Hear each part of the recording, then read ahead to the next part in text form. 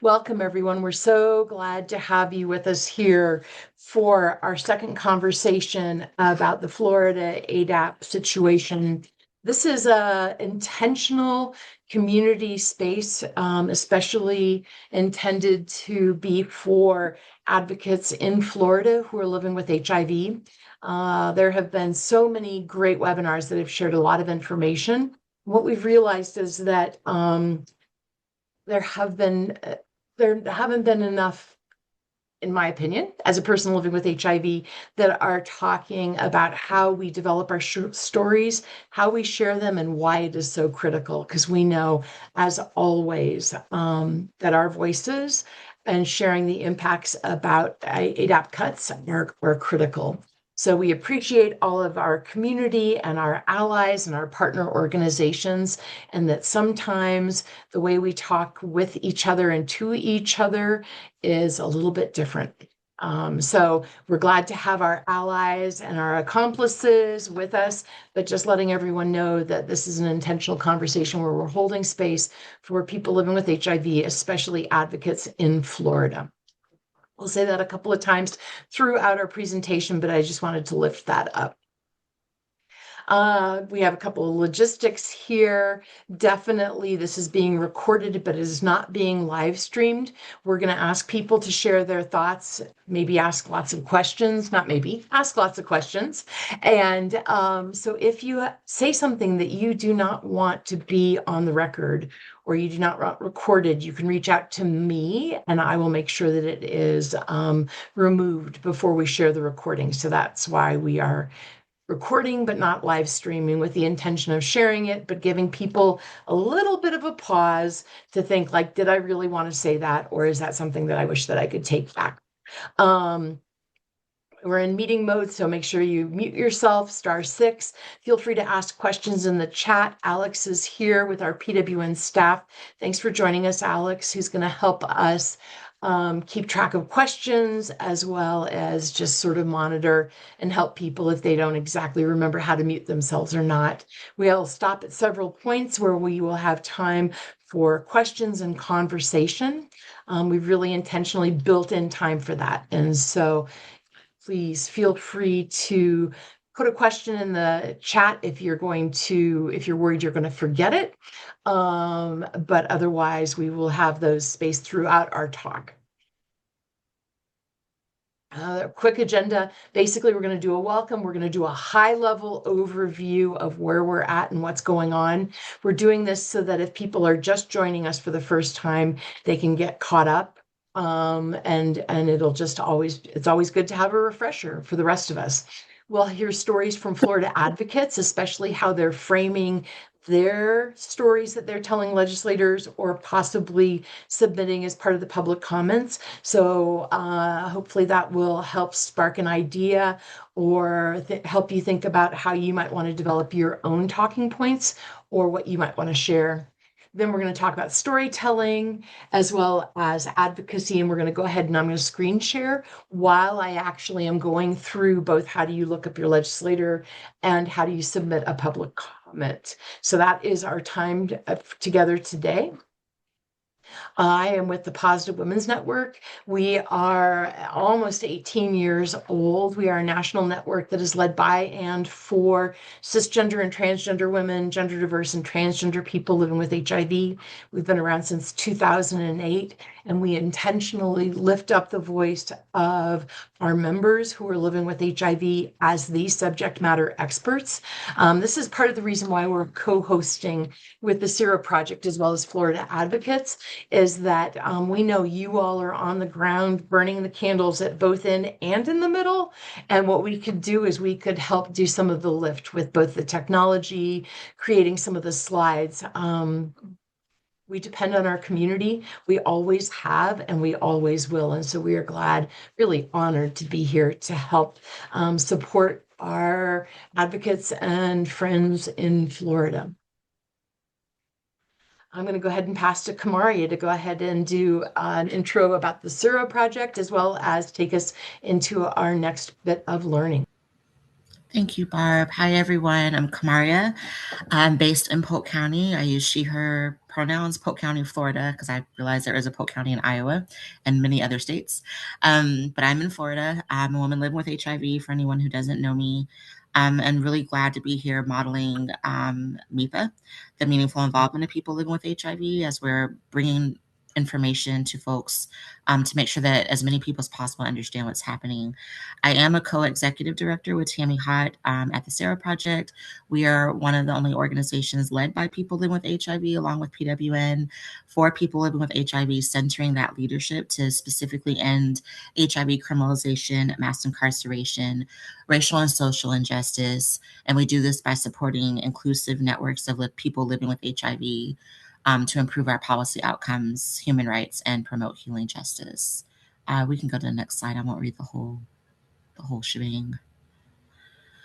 So really glad that everybody could take time out of your busy schedules with all the fires that are happening. But this call is going to be centered on what is happening in Florida around the ADAP crisis and what is it all about.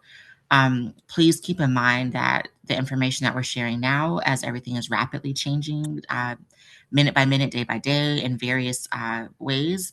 Everything that we're sharing with you is what we know as of today, really, the 20th officially, but today. So we acknowledge that information might change and we can provide updates as needed, as we know. Next slide. So just to ground us and for anybody who doesn't know what ADAP is, it's the AIDS Drug Assistance Program, and it's funded by the Ryan White Care Act, which has been in place since 1990, and it helps separate funding within the Ryan White program, funding by Part B.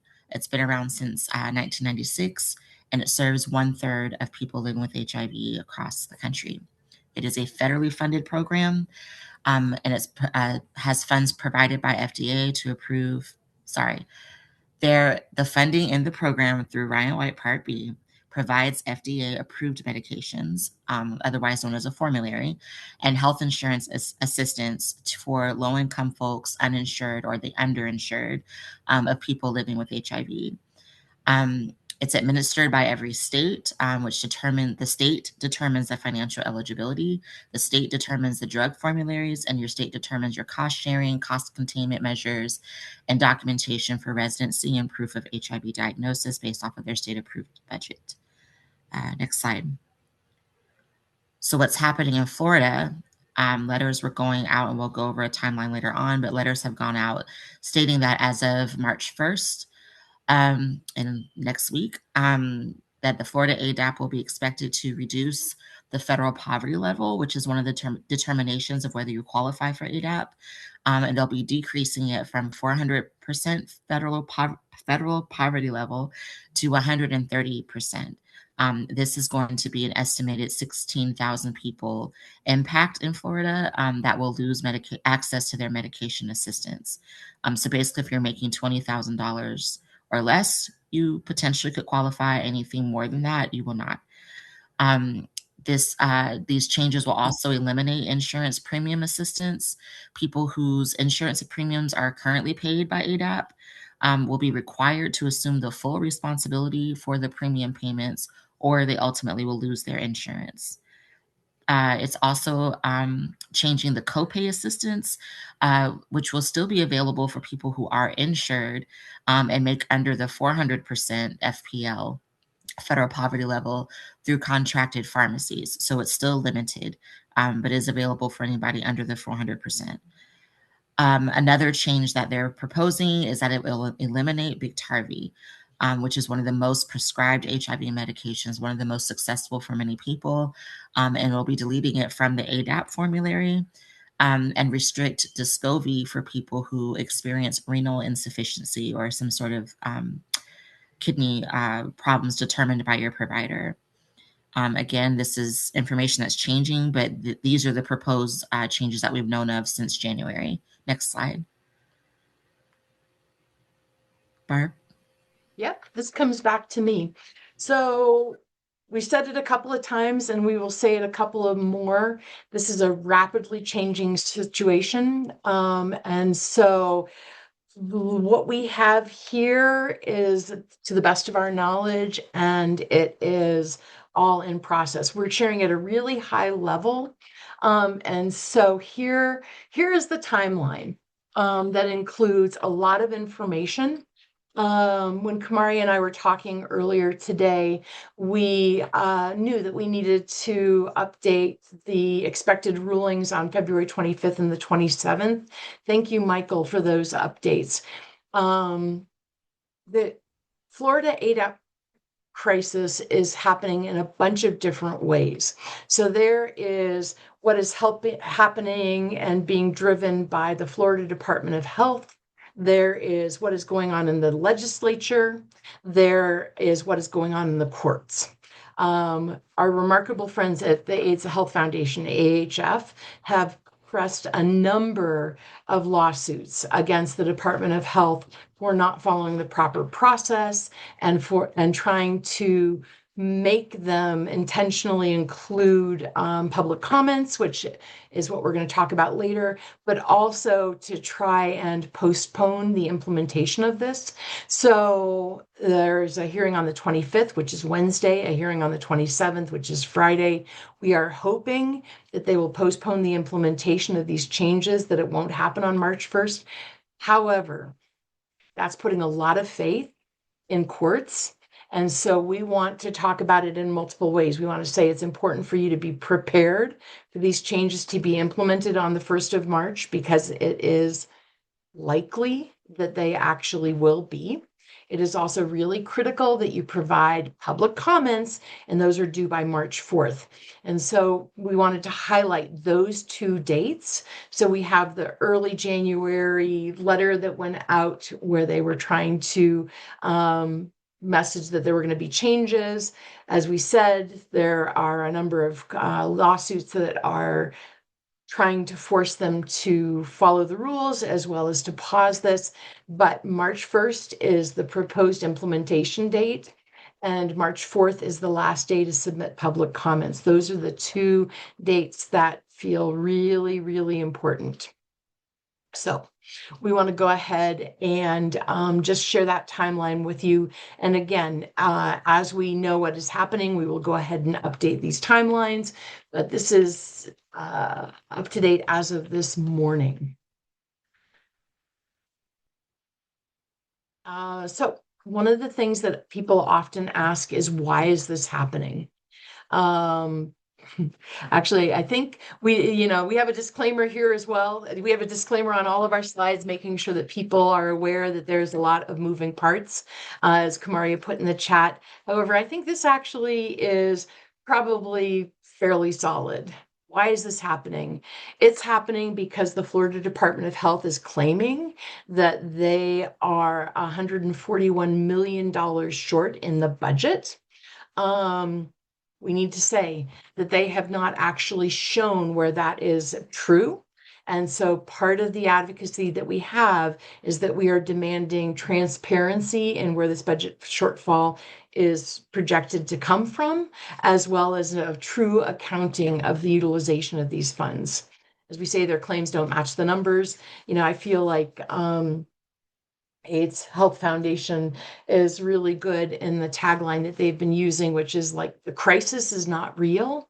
The potential harm is. So when we talk about their numbers that they're saying, we really don't know that these are correct. However, we do know that the lives that are going to be impacted absolutely will be. So their claims don't match the numbers. We aren't able to verify that this is the case, but that is what they're telling us right now. And that there was no meaningful notice to people who are on the ADAP program. There were letters that were sent out. There were letters that disclosed people's HIV status, which is unacceptable for starters. It gave people misinformation. It wasn't translated into language that people might need. So when we talk about problems with this, that is certainly a part of it, is that we are not even entirely sure that everyone who is going to be impacted by this program has even been made aware of it. So one of the things that you can do is to make sure that you give everyone that you know who's in Florida, who's living with HIV, a call. I know it's a good time to catch up with people anyways, but give them a call and make sure that they know that these changes are coming, and then share this information with them, because we are worried that a lot of folks living with HIV in Florida are not even aware of these changes. So that is why Florida says that they're doing it. And again, we have questions about that. Next up, what does it mean? Kamaria, it's back to you. Thank you, Barb. So, what does this mean for me? And by me, I mean all people who are going to be impacted, not just Kamaria centered on this as well. But I am going to be sharing my direct impact. If we can go to next slide. So I want to be clear. So I'm going to read this slide verbatim and spell out certain things. So what it looks like for someone who has no insurance and makes less than 130% of the FPL. 130% of the FPL, the federal poverty level for this year, equals $20,748.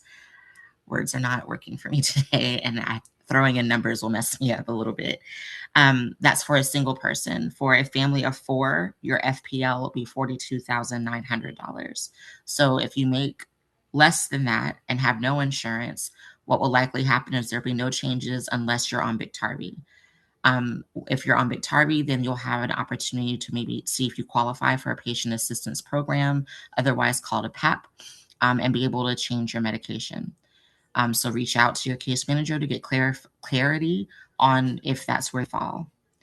If you make more than 130% of the federal poverty level, which is more than $20,000 and $20,748 for an individual, and more than $42,000 for a family of 4. I'm reading that wrong, but sorry. If you're making more than that, you are no longer eligible for the AIDS Drug Assistance Program. And at that point, if that's your qualification, then you would find low-cost options on patient assistance programs. If you have assistance with insurance premiums, meaning there's some sort of program that you've qualified for, and you make less than the 130% of the Florida poverty level, you will no longer pay for your premium assistance, but that program will no longer pay for your assistance. You have to pay completely out of pocket for that. You can then also still reach out to case management at your wherever you're getting your services from, and move to a more affordable ACA plan. While that window, the enrollment period has closed, you can still reach out to folks and they might be able to help you in extenuating circumstances. If you can switch, enroll in a direct dispense for access to medication. So specifically ask for that. What it looks like for people who need assistance with insurance premiums and earn more than the federal poverty level, you will no longer pay for the program will no longer pay for the system. Same thing. You must apply for, you must pay for yourself, you must pay for yourself, your premiums yourself. Jeez, words. You can also still move to a more affordable ACA. So you would need to reach out to your case manager or health insurance broker that could help you navigate that. And additionally, sorry, chat's moving. Additionally, if you have insurance, whether that be COBRA, employer-based health insurance, you get Medicare Advantage, or you're on a Part D plan, and make up to 400% of the FPL, you will continue to you will continue to have copay and deductible assistance for medical visits and medications. But if you're on Biktarvy or Descovy, you shouldn't be impacted. So I'll break that down more simply because this is where I fall. I currently pay for my own insurance. If I were to get sick or not be able to work and lose my job for any reason, I have no idea how I'm going to be able to pay for my meds if ADAP does not exist. So that's just a flat out clear line of that. And I make above the FPL. If I lost my job, obviously I would make less than. So ultimately, no matter where you fall in any of these categories, you need to contact and reach out to case managers and health insurance brokers to see what you can get in an emergency coverage. And as of right now, up until this March 1st deadline, I personally am encouraging people, if your provider can write you an extended prescription, a 30, 60, 90-day prescription, please, please, please get that. Just because we don't know how long this process and all the different sectors that Barb named earlier between the courts, legislation and actual administration changes go into effect. We don't know how long that's going to take. And so we want people to still not lose access to their care. And we'll also answer questions since I stumbled over some of those words. Next slide. Maria, before we go to the next slide, why don't we check here? Because we're a little ahead of our Yeah. schedule. So why don't we see if anyone has any questions here? And also, because this is sort of the first time we've put together this slide, I also want to check with Donna Sabatino, who helped provide a lot of this background information from the AIDS Institute, and make sure that we didn't get any part of that wrong. So Donna, fact check us, and then if anybody else wants to raise their hands and ask questions, we will do our best to help. I mean, it looks great. It looks great. The only part that's a little confusing to me is the insurance premiums, no matter what your FPL is, they're no longer being subsidized by ADAP. So, That's I great. mean, that's my understanding. If I'm misquoting, as far as I know, that program starting March 1st, because we still haven't had a change to that date, really is no longer helping with any FPL. Right, Donna, you're correct. I think they have that on another slide, that statement.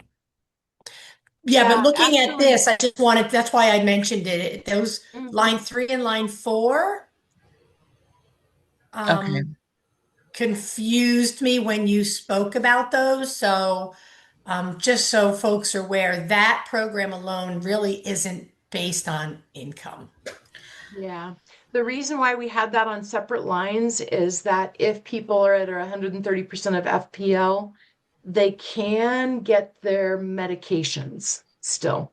And so that Yes. was that was the only reason why. And I think you're correct, which is that is confusing. So no insurance premiums will be helped. There will be no insurance premium assistance at any FPL. But if you're at 30% of FPL or below, you can get help with your medications. Through And ADAP, so yes. that's the enroll in direct dispense about what you can do. But if you're at 100, as Michael Rayner reminded me, if you're at 130.1% of FPL, just a dollar over that upper limit, you will not be able to access medications. Any questions? And yeah, sorry, like I said, as we were trying to be as clear as possible about a terribly confusing situation. And there was Yeah. an offering in the chat. I'm just asking for folks, if you're using acronyms, to please spell it out, because everybody does not know what some of these are. So I just want to share that there are some CAN Community Health, which is not located in every area of Florida, but they are a large provider throughout the state. That they are helping their clients move to ACA plans if their current plan will not be covered under the new ADAP proposed rules. And then this advocate's also expressing their only worry is that they're putting people into HMOs, which stands for Health Maintenance Organization, with high OOPs, which is out-of-pocket maximums, which are high costs for copays and deductibles, which is a valid concern. It's one that I also hold. And yeah, I think, thank you, Donna, for the clarification around like what's confusing. This whole process is confusing.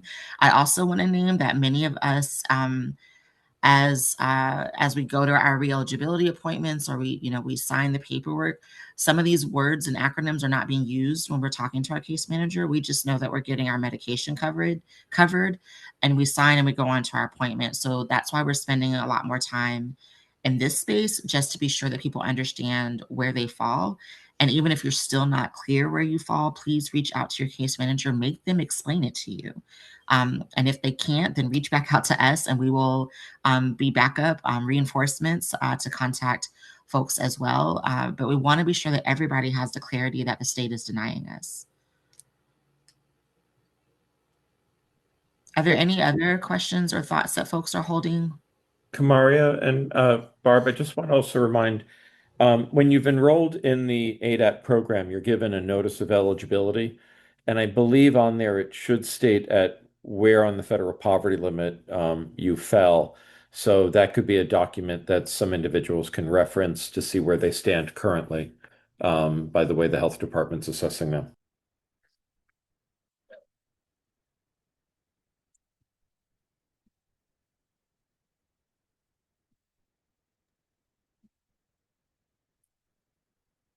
Yeah.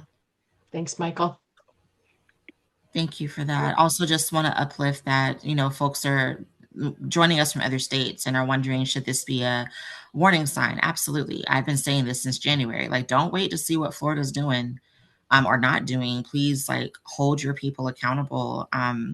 We do have a slide later that says something specific about what folks in other states can be doing to be sure that this doesn't happen.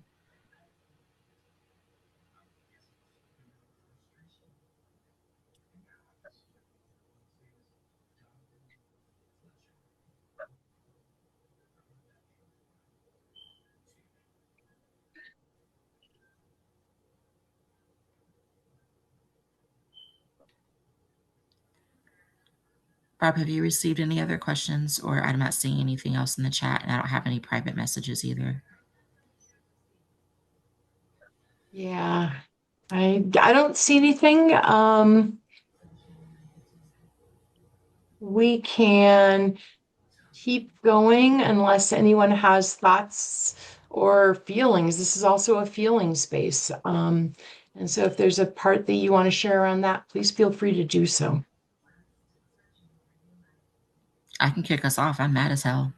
Like, I've been stressed since day one for many reasons, not just because of proposed changes, but how we're even getting the information out there. So please don't feel shy if you're feeling confused, frustrated, anything. Just feel free to share that as well.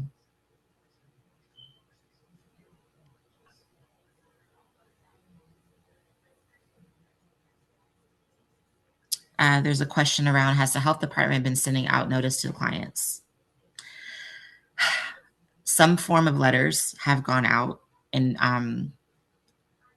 to people only in English. They've been mailed to people's homes, which is a concern around disclosure, forced disclosure, especially for folks who may be in transitional houses, homes where they're at risk of intimate partner violence or don't have their autonomy to check their own mail, and then people finding out that they are living with HIV. But yeah, letters have gone out, but also super vague, not really clear on guidance. So referring people back to their case managers, which is why we're having these calls, is to make sure that people are informed and are letting their neighbors and friends know about this if they know that they're living with HIV, specifically if they speak other languages. That's been one of my biggest concerns, is that it's been in English only, which honestly is a small percentage. I mean, it's a normal percentage of Florida, but many people, especially in South Florida and Central Florida, are not English speaking only. So I don't know if anyone else wants to add to the letters that have been going out.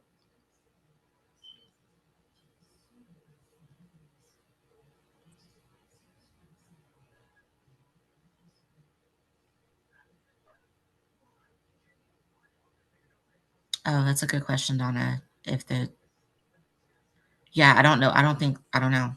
I didn't know if Lapina was asking if there's been recent letters being sent out just as a reminder, and I'm not aware of any of those. I didn't know if that's what she meant.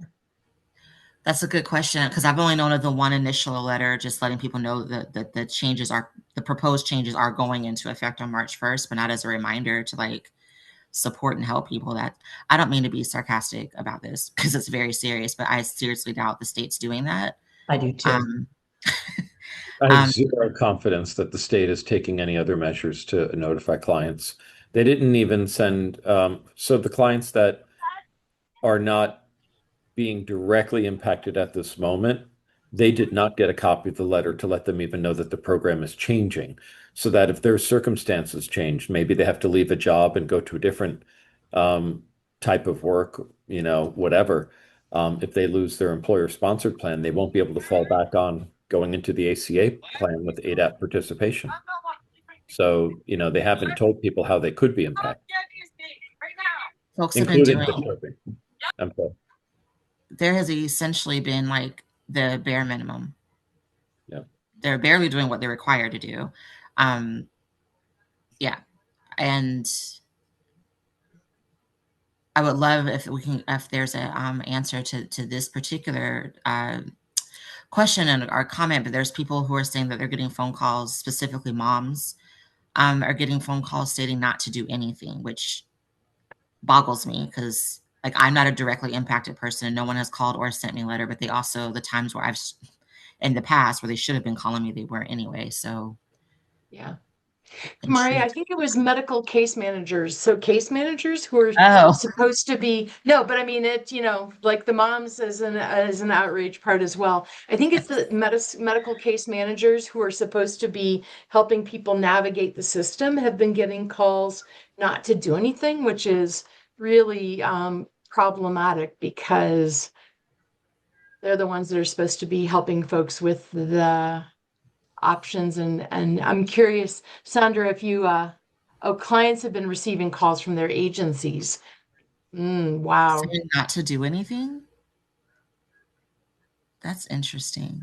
Yeah. So Florida advocates, how's that resonate with you that clients are being told not to do anything? Wow. That I makes think no sense. that could be interpreted as right now they're telling clients to hold off right at the moment. But the problem is the caseload for people to help them is going to be so overwhelming in the final days of this. So I'm kind of mixed on that because in some way you want people to keep their insurance in place, but come March 1, who's paying the March premium? Right. Yeah. And there are organizations that, you could maybe migrate to that can assist with some of that. But like Kamaria pointed out, they're going to have to switch their insurance plan into an HMO as a condition to move into a different medical home that's going to help support them.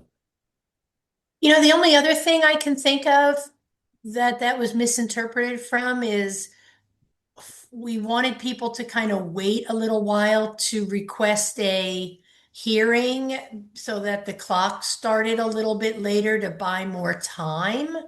But I don't know if that is what that's referencing. That was the only thing I could think of when I read that. Yeah. This is Paul Ahrens. I think part of this may have to do with changing regimens as well.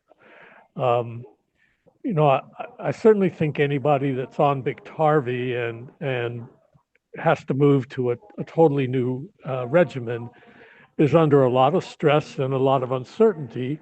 And maybe at least the advice should be to seek patient assistance program placement ahead of just switching your regimen completely. So I think that's where there's such a dilemma, and that may be where the advice came from. Hmm.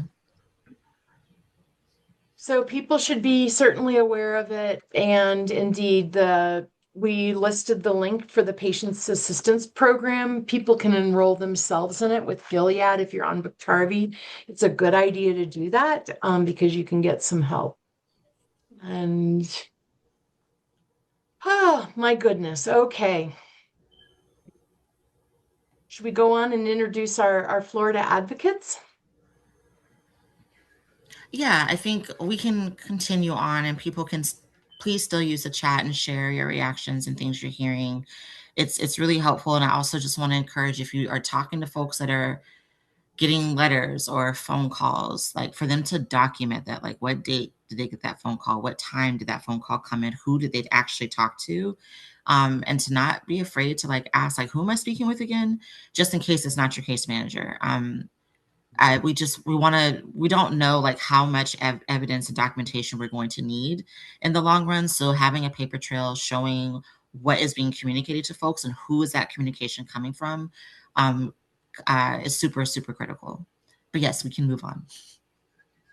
All right. So we wanted to have a chance to hear from some of the Florida advocates to talk about how they have been advocating, how they've been impacted. Kamaria shared a little bit.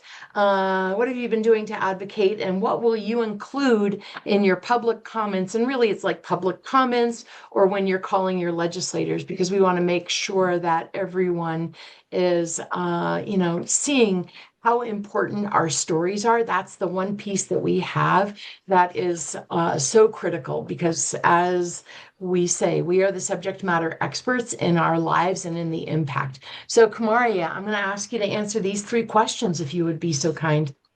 Sure. Thanks for asking. Thanks for having me. So as I said earlier, and for anybody who may have joined late or has been kicked off because of technology, I currently have marketplace health insurance. I do not rely on ADAP directly, like as of today, but me, along with many other folks, our stability depends on ADAP staying in place, especially around my stability of like how I have my insurance now is dependent on keeping my job and staying healthy. If I get sick for any reason and can't work, then I can lose my insurance. ADAP is, the safety net that many of us need, even if we're not utilizing it right now today. So one concern, I don't want to I don't operate from fear, but it is a concern and fear I hold is, if these changes go into effect, I don't have any sort of clear or immediate pathway to call my case manager and say, I know I'm going to have to tap into my community, the underground railroad of medication to get backup meds. I'm good now, but should that day come where I'm not, it's really terrifying to think about. So channeling that fear of what I've been doing to advocate, especially around the formulary change. I'm on Biktarvy. I want to stay on Biktarvy. I've been on it for over 10 years. It's one of the most successful treatments I've been on. I've been living with HIV since 2003. I have no intentions of ever changing if I don't have to. So I've been advocating with my frustration and anger in 3 ways. I wrote a We the Floridians sign-on letter, which ties into the Denver principles and ties into how we talk about the meaningful involvement of people living with HIV and making sure that we're a part of the decision-making processes that happen throughout the state that impact our care, that we are more than just patients. We are more than consumers. We don't consume insurance. We need the insurance to live. So I wrote a sign-on letter. In that sign-on letter, there's 2 separate portions. One, you can actually just sign on to the letter, name, email, what county you're in. And then there's a couple questions just around if you want to submit a public comment, do you want support on writing that public comment? And then I follow up with you if the answer is yes. So it's a statement just declaring that our voices matter at the center of all of this. That is one way I've been advocating. A second way is I submitted my public comment. In my public comment, I talk about what I just shared, how I'm indirectly impacted, but should anything happen, all of us, I'll just use myself, a breadcrumb, 1 car accident away from not having the ability to work and be healthy and would need the ADAP, whether temporarily or permanently. I need some sort of access. So I mentioned that in the letter. I also mentioned my frustration with the formulary change, forcing people to change a regimen that's super successful for them is, in my opinion, an act of violence. I fought really hard to be on the treatment that I'm on. When I wanted to switch my insurance, at the time I was on my late husband's insurance, they didn't want me to switch. I forgot what the reason was. My husband was also living with HIV. We were on the same regimen, but they didn't want me to switch we were not on the same regimen. They didn't want me to be on the same regimen he was on, which was a bizarre thing. I ended up locking myself in my case manager's office and I wouldn't leave. They stepped out to do something.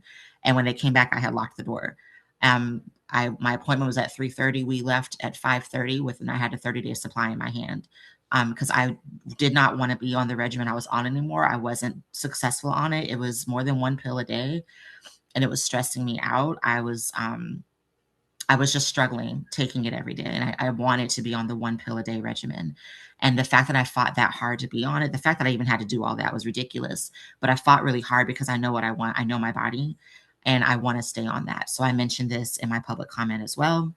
And then the last thing I did, anybody who knows me knows I'm have feelings. I use my feelings to lead, but I needed to channel my rage because I was finding myself being angry with individuals because they weren't doing the things I thought they should be doing or responding the way I wanted them to. And instead of waiting for permission for other people and waiting to see what March 1st was going to mean for my life, I decided to be proactive and I wrote a pre-obituary. So I don't write about like, oh, woe is me, I'm going to die and feel sorry for me.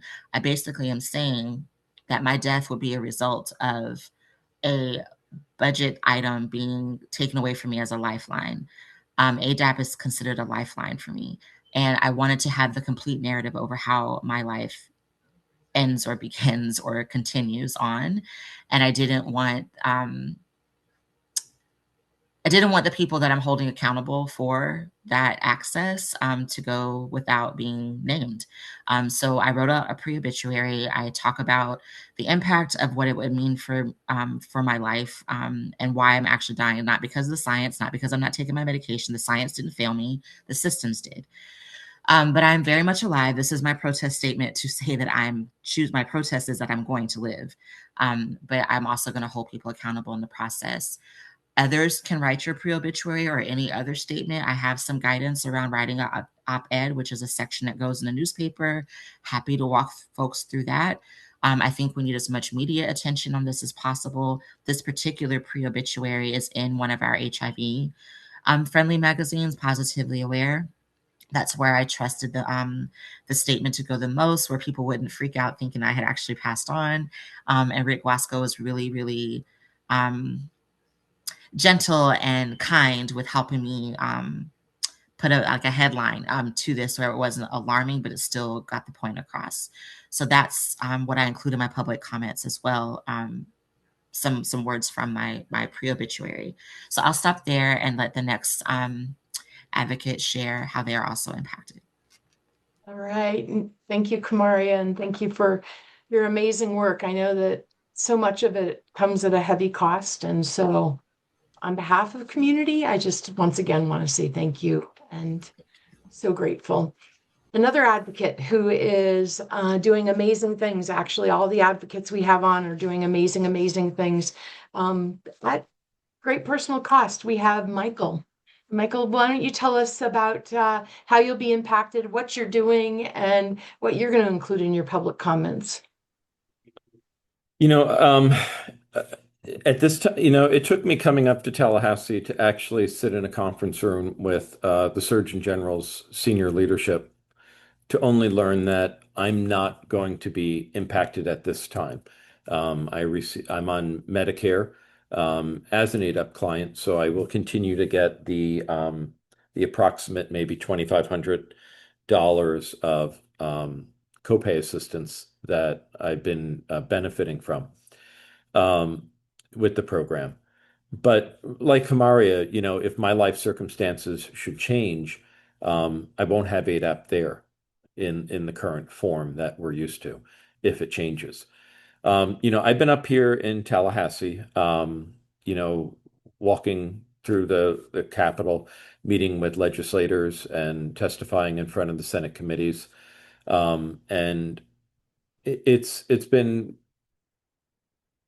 a nice surprise to hear the genuine interest from Republicans in the Senate who really don't want to see these changes happen. Unfortunately, the legislature doesn't have the power that the executive branch holds, which is who has oversight over the health department in terms of directing them.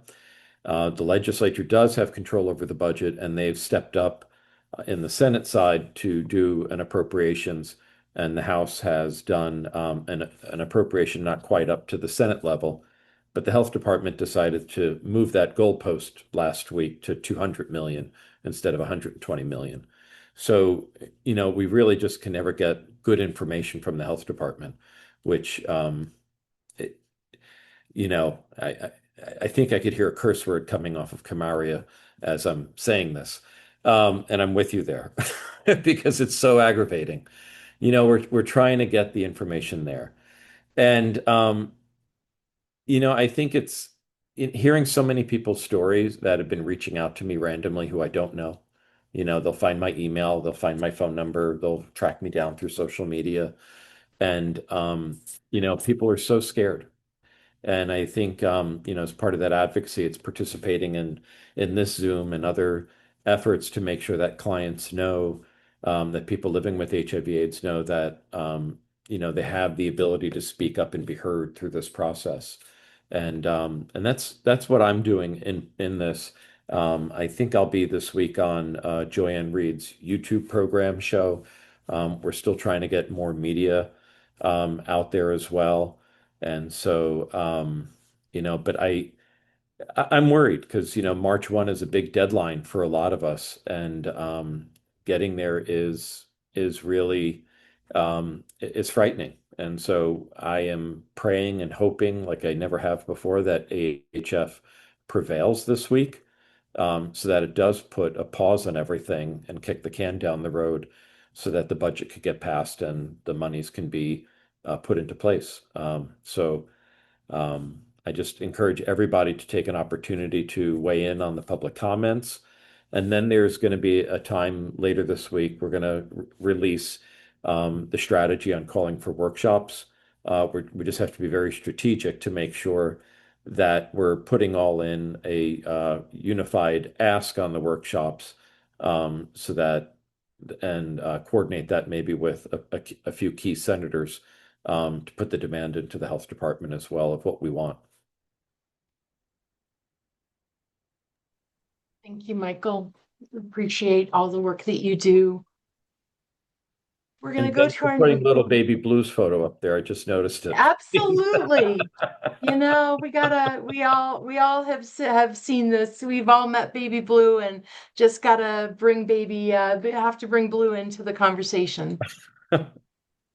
Our next advocate who's going to share with us is Daphne. Daphne, thank you so much for joining us.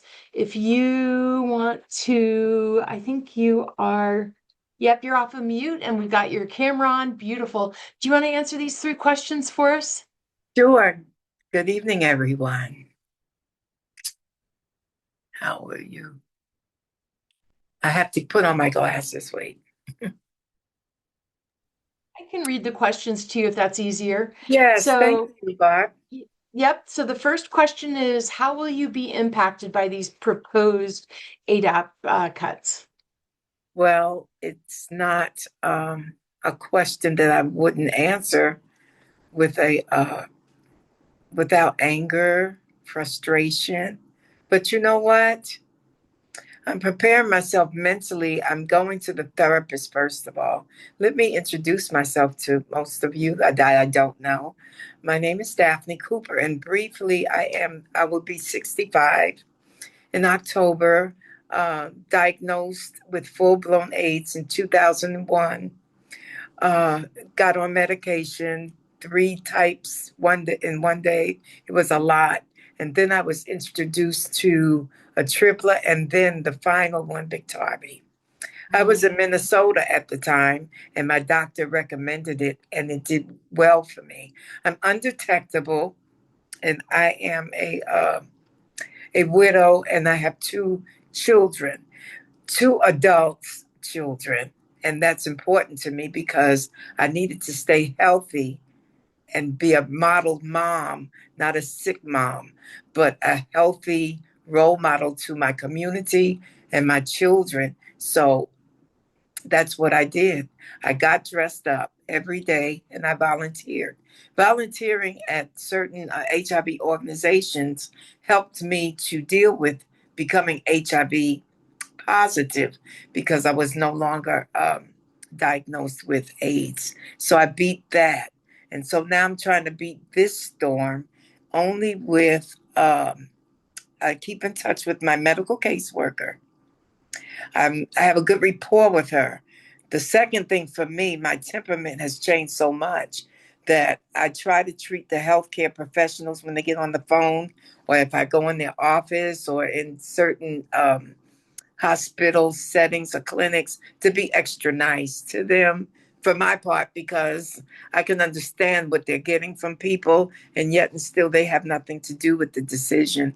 So my mindset had to be changed to soften this this internal rage. It's like, why? I will be impacted because I'm undetectable now. I've lived, I've thrived, I've done certain things, and my daughter, I was able to see my daughter graduate from FAMU in 2020. I have an adult son. He's challenged with schizophrenia. So I'm fighting for Social Security for him. My house is going to change, but what can I do about it? First of all, I'm concerned about my mental health. So I got a therapist. I thought about Kamaria we had a meeting a couple weeks ago. And so I took her suggestion, and thank you, Kamaria. I took the suggestion and I contacted my physician here in Tallahassee, and I asked him for refills. Usually you have to get, for protocol, you have to have your lab work done and da, da, da, da, da. But because of the work that I do and the respect he has for me, rapport is it's a great asset to get information to be nice. So we've had a good rapport because he sees me in platforms doing something for HIV. Do you know the same day he granted that refill without seeing me? So I'll get 90. That's what it says for right now. So I've done that part. I also last week got my labs taken because I only get it once a year. So I squeezed that in. So I'm trying to look at the scope, look at the profile, and basically empower myself, not having any fear. But this is war. So I have to put my helmet on. I have to stay active and proactive and positive. The other things that will impact me, I would think, is my financial situation. How will I pay for it? And do I go to injectables? So these are questions. So I have to have another meeting with my medical case manager, but I'm trying to keep my mental okay. And Barb and I talked about the things I've implemented for my health, for my nerves, for my anger, for my anxiety, and for my stress. I have acupuncture every week at Tallahassee Chinese Medicine. They have a community acupuncture, and I'm not putting any pumps on them, but it's what I've been able to get it for $15.65. So that takes the stress out. I stay at 2 gyms with my silver sneakers, and I eat well for right now, vegetables. Meat is going to be something that I'm going to absolutely just remove slowly from my diet. So those are the things: my food, my mental health, my therapy, my love for myself. I still have to love myself. But Barb, what I did do is, when you're in these situations, you become brave. So I wrote one of the representatives at the Capitol a letter stating what I've done so far. I'm a model citizen. I'm a great asset to Tallahassee. I've done a lot of things. I volunteer.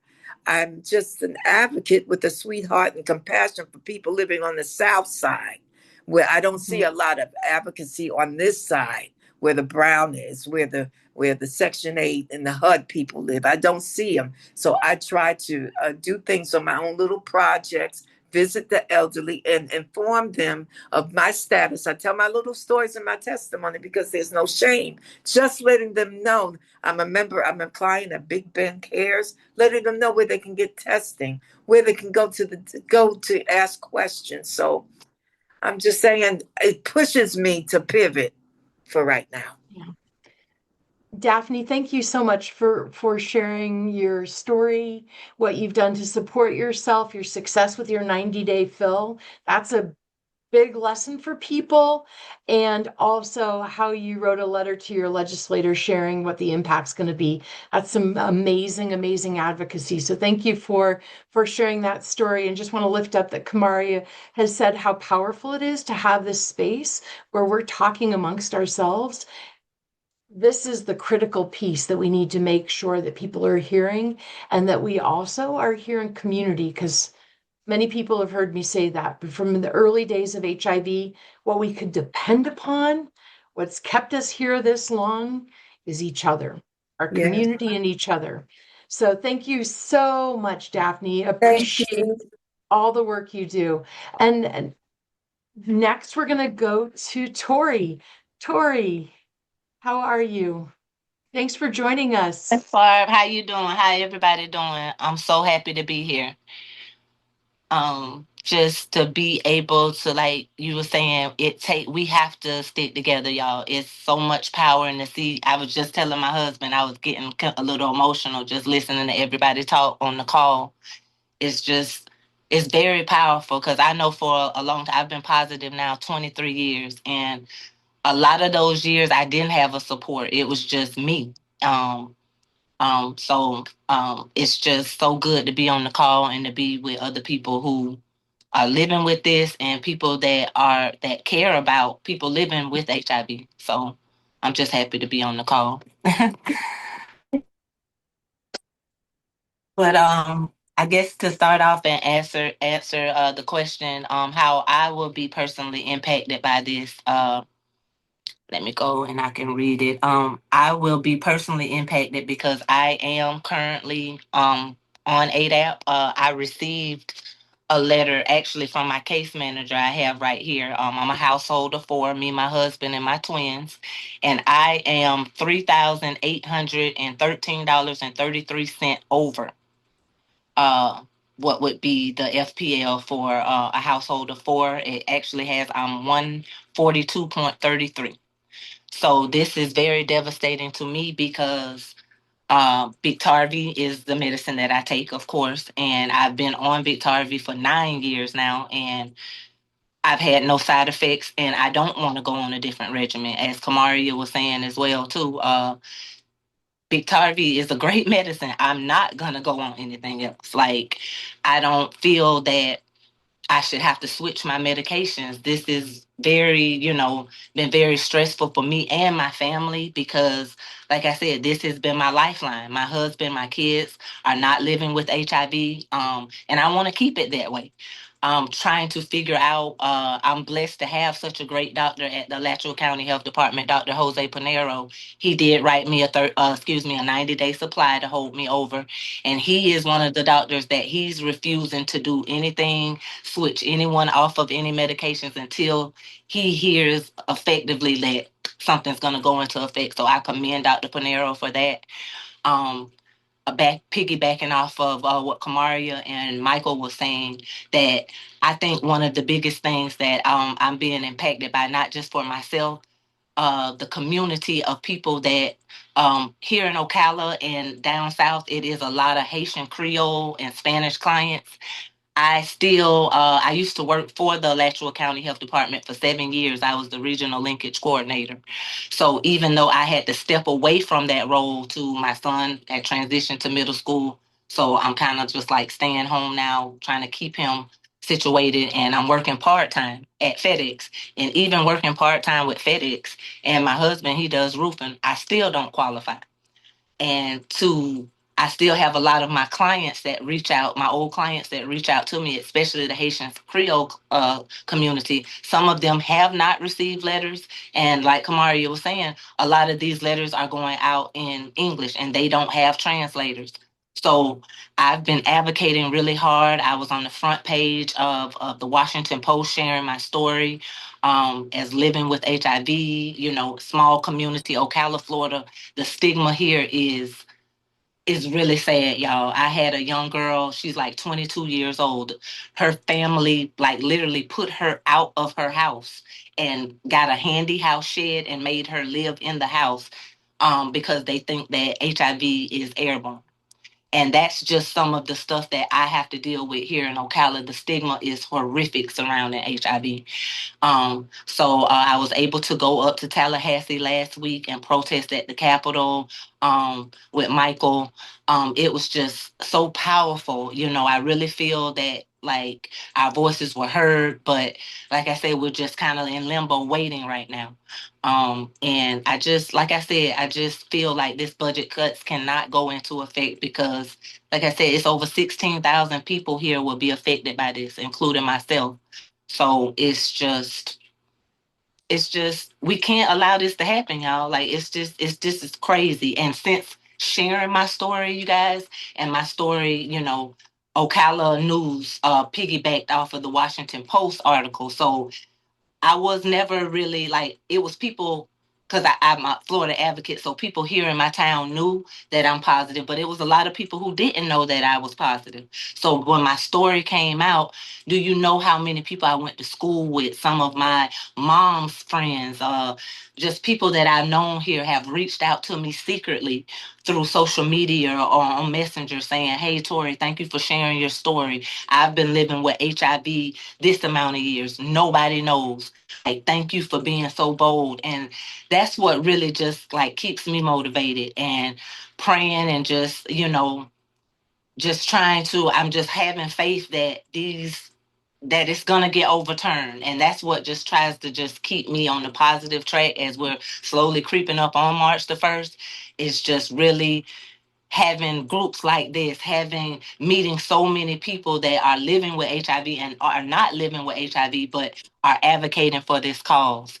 And I just think if we can continue to just rally together, that they don't have no choice. Like I say, I don't want to, like how Kamaria say, I could get the cussing too. Like, I don't want to have to go up and like beat nobody up about this, but it's like, it just don't make sense, y'all. And like I say, I just thank God that I do have a 90-day supply, and it is programs like the patient assistance program. But my heart just really goes out for the ones that are just completely blindsided about this and are not even really understanding what this ADAP situation is bringing about, or really understanding, what's going on surrounding this. So, and like I say, I encourage everybody, we have to put those public comments in by March 1st, March the 4th. Do that. Tell everybody, we just keep boots on the ground with this thing. That's the saying that I've had. A lot of people believe that it's not my monkey, not my show. It's an old saying that, but if we don't do something about this will be everybody's monkey and everybody's show. So I'm gonna continue to keep advocating hard, and I'll just pray everybody we continue to do the same thing. That's kind of what I got to say. Thank you so much, Tori. No problem. Thank you, Kamaria. You my girl. We done had a lot of talks about this. We've had a lot of talks. I've been on the Yeah. phone with you, and just appreciate your advocacy, your visibility, your vulnerability, and your leadership in making sure that our voices are heard. It's hard because like you're one person. I mean, we're a collective, but when you're that one person that's in the paper, you have to remember, like, I'm not speaking for everybody living with HIV, but I'm speaking because ain't nobody else gonna do it. So, thank you for. And piggybacking, like y'all like, it just really touched me when, like, because I have twins. They're in the 6th grade. They're 12. To see how much understanding my kids had about this, because that was one of my biggest fears, you guys. I'm gonna be transparent. Not really necessarily about me or my husband. I know we can handle ourselves. My biggest fear was, what if somebody, kids are cruel. My kids go to school and they just walk up to them and say something crazy. But it took my son, my 12-year-old son, to tell me, because I was like, what if somebody just walks up to you in school? Kids are mean, and says, "Hey, your mama has HIV or your mama has AIDS." My son looked me right in my face and said he's going to correct them by saying, "First of all, my mother does not have AIDS. It's HIV. It's a difference. And you need to worry about what your mother has. My mother is fine." So they have that like, they keep me going. They're like, "Mommy, and we're so proud of you." They have even started advocating and trying to educate people at their middle school about HIV. So it's like, that just, y'all just don't know, that just really keeps me going and just makes me even want to go even harder, because my kids have a better understanding than some adults have about this. So yeah. Thank you, thank you, thank you. And I'm so glad that your kids have like that bite in them to let them to check people. Yeah. And it's like, "Mom, we got your back." So. Barb, do we have any other that. advocate stories? That is it. That is it. Thank you everyone for sharing your beautiful, beautiful stories and your advocacy. It's so inspiring. I've got the goosebumples. I really do. Yeah. Yeah, absolutely. Let me go ahead and share my screen. It looks like my computer has decided that it's going to lose its mind. And so my grandmother would say the devil was trying us. Mm. But Uh-huh. did not succeed. Exactly. So I think we're coming to what you can do, and that's going to be me. Essentially, actually, we're really going to get into the nitties and the gritties now. And I just want to let people know that we do have until 30 minutes after for this webinar. We're going to cover as much as we can. There are some pieces that we're going to go ahead and maybe not be able to get to on this, but we'll record them and we will go ahead and share them. We'll share the recording links in our email tomorrow morning because we want everybody to feel really prepared and ready to go. So we're just going to keep going and cover as much as we can because the discussion is the juicy part, the being in community and with each other. That's the part that's so important for us. So one of the things that I want to say is that I have been on a lot of calls where a lot of organizations, a lot of allies, a lot of even accomplices have been present, and they have been calling us patient leaders. They have been calling us consumers, which just about blew my head off of my body. I want to go ahead and remind everyone and just center us once again in the Denver Principles. 1983, this is old school HIV advocacy, but just as a reminder, we're not victims. We're only occasionally patients. And the reason why we push back against that patient label is because it implies that someone else is taking care of us. We can be clients, we can be community, we can mostly be people living with HIV. We come back to who we are and how we identify ourselves. If patient leader feels empowering to you, then take it and own it. But I would challenge everyone to think about how that only centers one part of our lived experience. So when we are there and we are being labeled as such, feel free to say, actually, you know what? I am a leader, I'm an advocate, I'm a subject matter expert, really a patient when I'm sitting in your office and I need you to take care of something for me. That's just an invitation for us to make sure that in all of this conversation, we are lifting up our voices. Now, what can we do? One of the things that you've heard from everyone who is an advocate on here is how they are going to take their story about what the impact is and include it when they're talking, when they're calling legislators or writing letters to legislators or are sharing their points in the public comments. So how do you develop your story? Tori's going to actually walk us through it.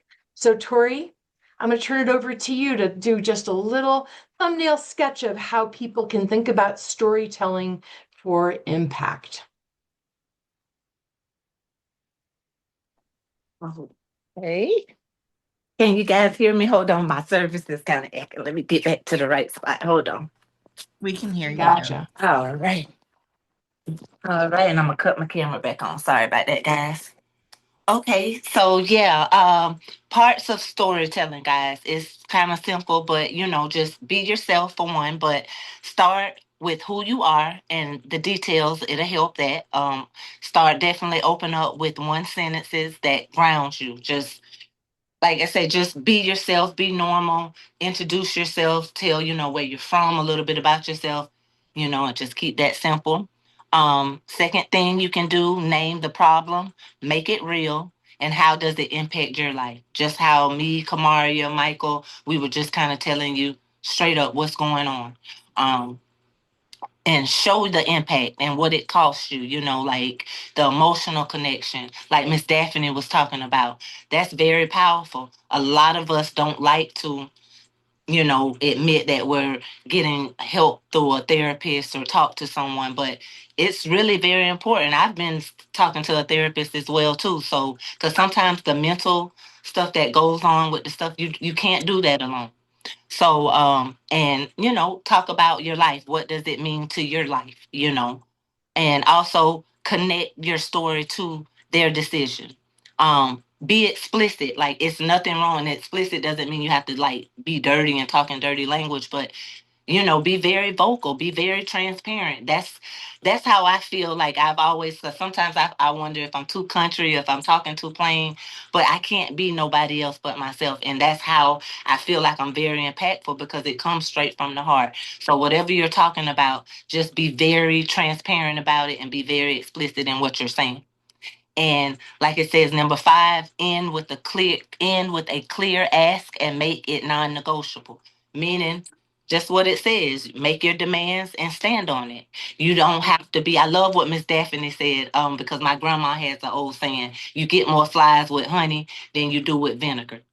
Meaning, it's a way in how to do things. You don't go in being rude or being very abrupt, but like I said, I just very calm, very, letting your demands known, but also being stern enough to know that, hey, I'm not moving off of this. This is what I stand on, and this is what I believe in.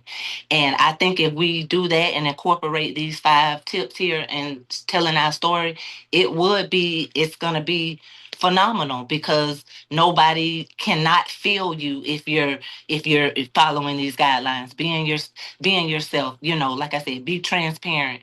Just state what you're doing, and it's gonna be amazing. Like I said, we all have a story to tell, and we can all do that. And I'm gonna re-say this again. Please submit the public comments. This is a part of storytelling. Make it plain, however you need to say it. Share your part, but these comments, this is what's gonna help us, and this is a part of telling your story by submitting the public comments. So, I mean, I think that's pretty much what I have to say, as far as like, telling your story. If anybody wants to add on or got any questions, but just be straight up and transparent, straight to the point, kind, but also stern too, like standing on business. And I think that should be one of like the mottos for this thing. Like, I believe we have truly stood on business. Like, everybody who's advocating, we're standing on business and continuing to stand on business. Thank you, Tori. That's beautiful. That was good, Miss Barb. Thank you. You did so well. That is exactly what we needed right there, because standing on business, that is Yeah. the piece that we come back to, right, Tori? I mean, that's what's so beautiful about your speaking, your story, your newspaper article, is that unapologetically, this is who you are, and how they need to know what's going to change in your life and how unacceptable that is. So thank you, really, for sharing I that. That was appreciate y'all beautiful. giving this little country girl a chance to share a story, because like to be transparent with y'all, I always kind of like my voice. But being raised up by my grandparents, I always thought like my dialect was too country or people can't understand me. But hey, I make it plain, Reb, as we got to say in here. Like, just say it how it is and just stand on business. And that's how I try to live my life. And I'm going to continue to stand on business. Unapologetically who you are. Thank you. That is beautiful. That is beautiful. We got people who are putting some of their storytelling sort of connections in the chat. Really appreciate that. And again, thank you so much, Tori. No problem. Thank you, Miss Barb. All right, Kamaria, to you. Yes. So coming after Tori and just reminding folks of like how to use your voice, and that the beautiful like diversity of how everyone's voice is different also ties into like why you're so powerful. And Tori already said that. So we have a few steps around this particular issue that you can take part in, and some links have already been shared in the chat, but we'll share them again, and they'll be in the slides. If you're a person living with HIV, please sign the We the Floridians patient sign-on letter, sign-on and action. I do refer to it as patients because these letters are going to, this list of folks who are declaring this letter, it's going to be sent out to everybody statewide at some point. It's an ongoing sign-on. It's also an opportunity to offer support for the public comment sign-on, which we're going to talk about that in a moment. If you live in Florida, you can submit your public comment before the March 4th deadline. Please do it sooner than later. I will be transparent. I just remembered to do mine this morning. I've been talking about it for 2 weeks, completely kept spacing on actually submitting my own and remembered I never hit submit and had to refresh and do it. Please don't be like me. Don't be me.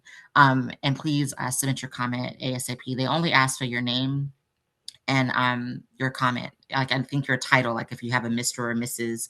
that you want to utilize, that's it. So you don't have to put in your email address or anything like that. So there's 2 screens. One will be the submission guide. I'm sorry, there's 2 documents to help you. One is a submission guidance that has some draft language. The things highlighted in yellow are there for you to edit and tailor to your own story.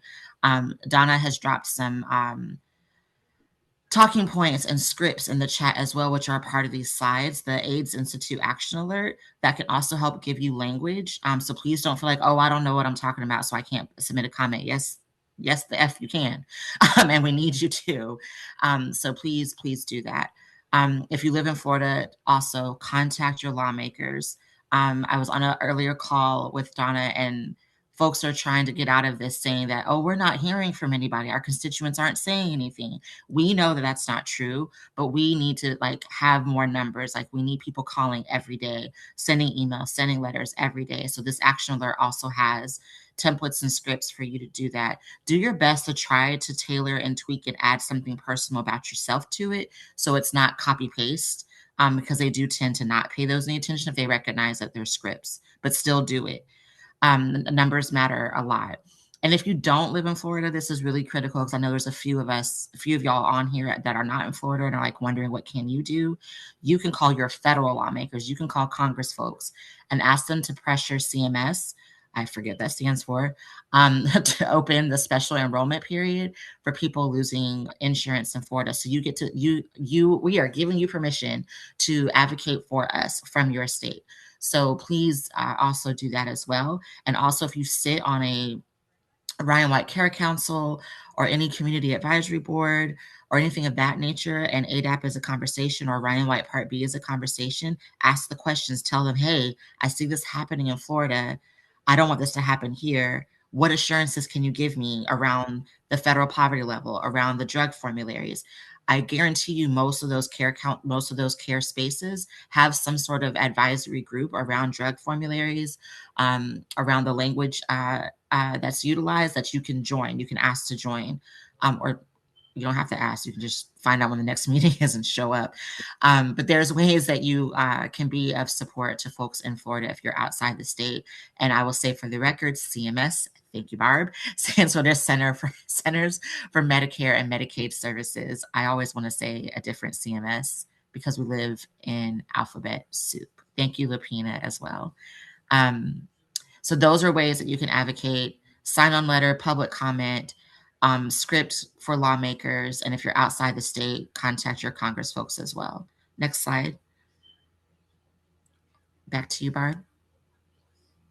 Yep, it's back to me. And so in the interest of time, we're going to go ahead and show you the screenshots that we've got. And like I said, we're going to actually record a little 2-minute blurb of me walking through this and showing you how to do it. Just as a full-on disclosure, I love Universal Studios in Florida, and I had some of the best times going on the rides there. So when I am asked to put in an address for Florida, I put in the Universal Studios address. So what can I say? But just in case people are wondering what this address is that I will show you how to use, that's what it is. So there is a QR code here, as well as a link where you can look up your representative. That will give you their office phone number, so you can go ahead and call them. It is good to call these folks every single day. I call them. Sometimes if I'm feeling shy, I'll call them at night and leave a message on their answering machine. But the most important thing is that they're hearing from us. So you want to call your representative, your state representative. If I were at Universal Studios, I would be calling my representative, good old Rita Harris, and telling her about why this is so important. Then I would also call my state senator, which is Senator Bracy Davis, Levon Bracy Davis, and I would be sharing why I am so, so concerned. And thank you again, Donna, for putting the AIDS Institute link in there again, because it's a really good one. We have a sample call script, and so I actually will model making a call. So you can look forward to all this excitement coming into your mailbox tomorrow morning. It'll demonstrate exactly how you can do this. But yeah, absolutely. It is easy to get embarrassed. Sometimes we're worried we're going to trip over words, but it is critical, critical, critical that they hear from us. Because as Kamaria said, most people don't call their representatives and let them know why this is so important. They must hear from us. Then the second part that we want to encourage everybody to do is to record public comments. So the public comment is open until March 4th. And so as unfortunately people are starting to get worried or impacted, we want them to know that there is a way that they can make their outrage seen and heard, and it is by posting to this public comment.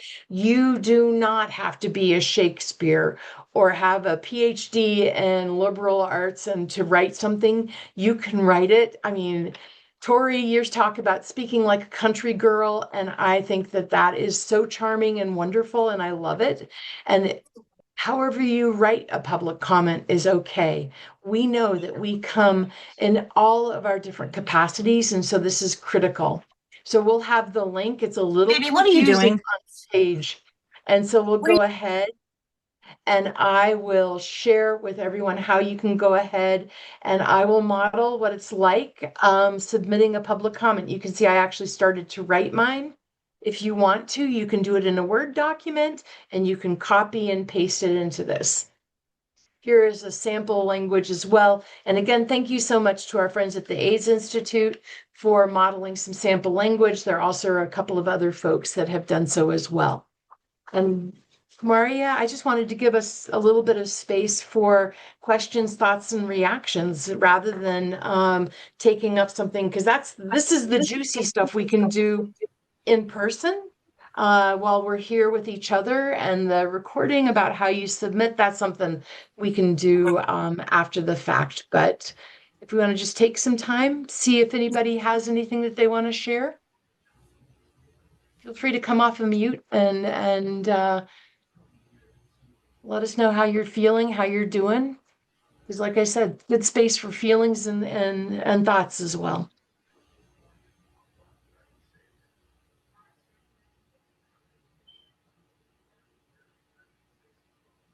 And Kamaria, you were brave and went first last time, so I'm going to go ahead and be brave and go first this time.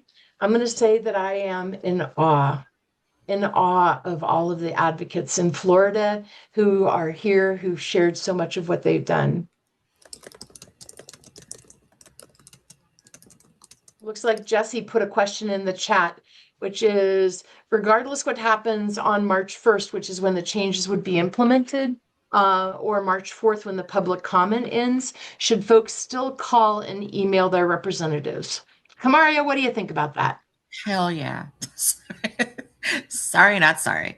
Yes, because if they still go into effect, call and let them know how pissed off you are that they went into effect and that they should back away from it. Donna and Michelle are both saying yes, so I got back up to my hell yes. So that was not just Kamaria. But yeah, I mean, y'all, seriously, sidebar, with everything that's happening, you should be calling your legislators about every damn thing that's happening, from your house insurance premiums, health insurance premiums, whatever. We should be in regular communication with them. It should be a relationship. I don't know how close of a relationship we want with some of them. Let me stop because we're recording, but I see Michael's here, so I'll let Michael respond as well. No, we don't know if the budget's even going to be done by the end of session on March 13th. So they may be going into overtime or maybe calling for a special session. So the calls will still need to continue to go forward. And keep in mind, in the budget proposals that are being put forward, the Department of Health by the end of the year needs to provide 3 different proposals on how to restructure the state's ADAP program. So that means that we still do need to engage in this to make sure we tell the legislature what we need the AIDS drug assistance program to look like and how it needs to respond to support us. Thank you for that, Michael. I think, yeah, there's nothing else to add to that. We should just be letting them know and letting our voices heard and not letting them be able to lie and say they're not hearing from us. I got a private message just because of someone's device, so they couldn't navigate the chat. Just wanting clarification on that people outside of Florida actually can submit a public comment, but that might need more research. So if anybody can clarify if that's effective. And to that, I will add a question I asked earlier is it effective for multiple comments to come from one person, or should our repeat advocacy only be going to legislators? As far as the public comment on the rule, I mean, you can make several, if you have several points to make and you want to make them as individual public comments, there's no problem doing that, like using one submission to touch on one thing. If that's how it's easier for you to structure something, there's no rule that says you could only submit one comment or speak once. It's not like it's actually at a public meeting. But also, people should make sure to read what the changes are in the rule before they actually write their comment. And it could be confusing to read some of that.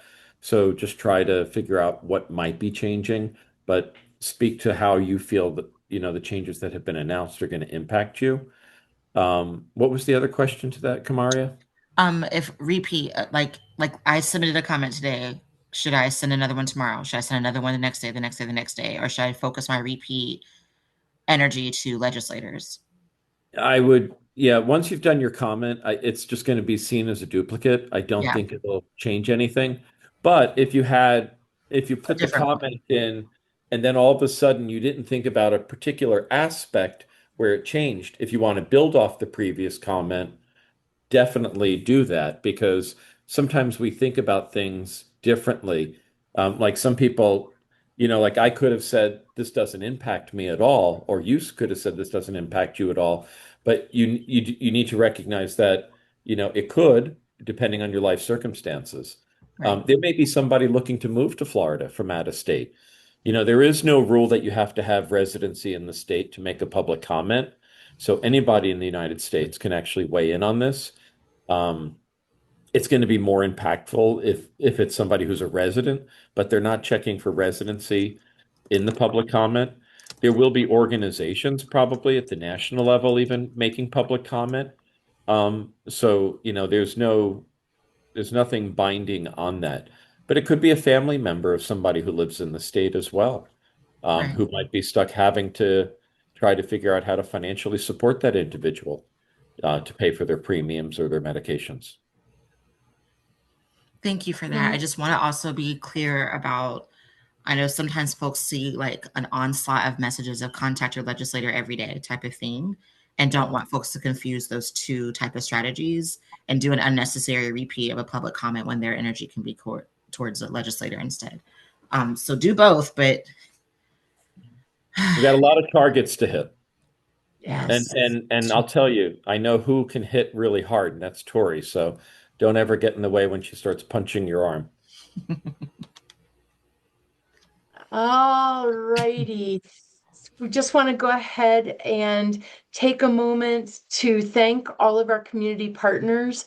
So much of what went into this presentation was provided by our partners. This is a true collaborative effort nationally. Please know, folks in Florida, that we are here to help lift up your work and support in any ways that we can.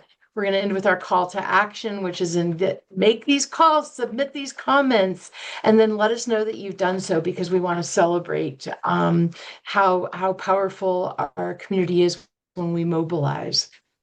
And then get your friends and family to join. I actually submitted a comment in Florida, and I let them have it because I love people. I love people in Florida. I have people that I love in Florida. I guess that's a better way to put it. And they're going to be harmed by this. And so they need to know that I'm pissed. I'm pissed as well. All the way from Colorado, I'm pissed. And so we want to make sure that absolutely that they know it's being noticed. So with that, we're going to go ahead and close out. We do have a evaluation just to let us know how we did. Use your QR code and go ahead and fill out that evaluation. It shouldn't take more than about a minute or two, maybe 2 minutes. I'm going to put the link in the chat as well. And I know a number of folks have had to hop off. And so we will include it in the email tomorrow. But Kamaria, you were going to go ahead and close this out. You did ask me to do that, and I'm blanking on what I was going to say. So I'll start with this. One, I deeply appreciate everybody who took time out to be on this call. I've been getting text messages, I've been getting DMs on social media just around like clarifying and wanting to also like be on the next one. One, I want to say I hope that we don't have to have a next one, but best believe if we do, we will. So please stay tuned to emails and social media posts, especially from PWN, the Florida HIV Justice Coalition, and Sero Project, and others that are on this call. For any webinar registrations, even if it's not coming from us, we need to get all the information that we can so that we're all on the same page moving forward with this advocacy. And the second thing I want to say is that if you ever have felt like your voice has not mattered, or if you've never felt like you had a reason to speak up, you absolutely do now. And I hope that you can take in everything that was said during this webinar. And if you need to like vent offline because you felt too shy to say anything on this webinar, feel free to reach out. I'll put my email in the chat. Many of us are here to support and help navigate that. I've been holding a lot of feelings that I haven't put words to on this call because we're recording. But folks who are on here know how I can get colorful with my language. But I think it's important to not hold things in and to be able to express ourselves. You can do that through public comment. You can do that through your emails to your legislators. You can do that in community with one another, just like this space. Barb, I'm going to turn it back over to you for us to close out. Oh, thanks, Kamaria. I just want to thank everyone who was on, who shared the impacts that these proposed cuts will have on their lives. And also want to thank our allies and our accomplices who both were here listening to what we had to say and allowed us to have this space to have this conversation.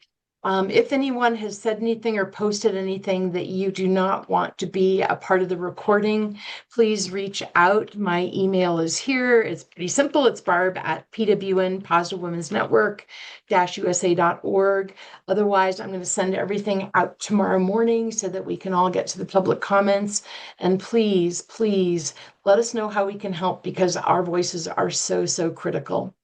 So with that, yes, Antoinette, thank you. Love to Florida advocates.